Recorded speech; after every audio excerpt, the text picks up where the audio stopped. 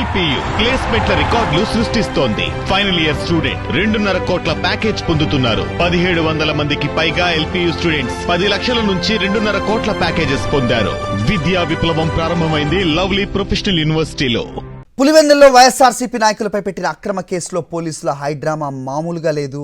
ఎట్టకేలకు నిన్న రాత్రి జమలమడుగు మెజిస్ట్రేట్ ముందు వైఎస్ఆర్సీపీ నేతలను ప్రవేశపెట్టారు. మొత్తం 13 మందిలో 6 తమను చిత్రహింసలకు గురి చేశారంటూ మెజిస్ట్రేట్ ముందు చెప్పారు. మళ్లీ వారికి వైద్య పరీక్షలు నిర్వహించి తన ముందు ప్రవేశపెట్టాలని మెజిస్ట్రేట్ ఆదేశించారు.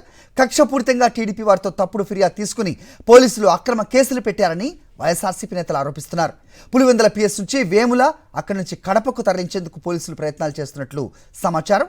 28వ తేదీ సాయంత్రం అరెస్ట్ చేసినప్పటికీ నిన్న రాత్రి జమ్మలమడుగు మెజిస్ట్రేట్ ముందు పోలీసులు ప్రవేశపెట్టారు. పలు పోలీస్ స్టేషన్ల చుట్టూ తిప్పారు. అరెస్ట్ అయిన వారిలో 8 మందిని కోర్టులో ప్రవేశపెట్టకుండా కడప డీటీసీకి తీసుకెళ్లేందుకు ప్రయత్నించారనే ఆరోపణలు బలంగా వినిపిస్తున్నాయి. వైఎస్ఆర్సీపీ నేతలకు 14 రోజుల రిమాండ్ విధించారు మెజిస్ట్రేట్.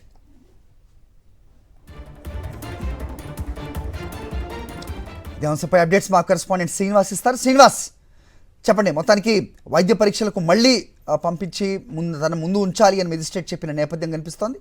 ఏం జరుగుతోంది? కోర్టులు ఎన్నిసార్లు ముట్టుకాయలు వేసినా పోలీసుల తీరు కానీ తెలుగుదేశం పార్టీకి సంబంధించిన నాయకుల తీరు కానీ మారడం లేదు. పులివెందులలో తామేదో గొప్ప బలమైన వాళ్ళని చెప్పుకునే దానికోసం అని చెప్పేసి వైఎస్ఆర్ విగ్రహాలకి తీసుకెళ్లి జెండాలు కట్టినటువంటి పరిస్థితి.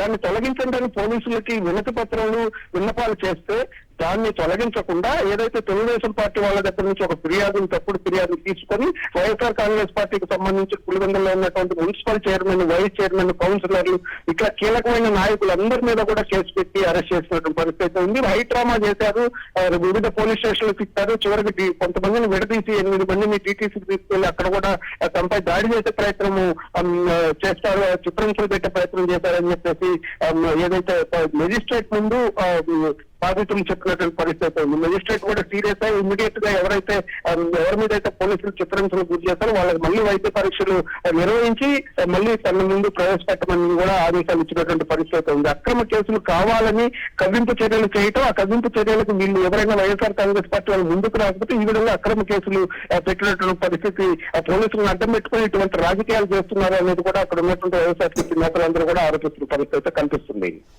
ఓకే శ్రీనివాస్.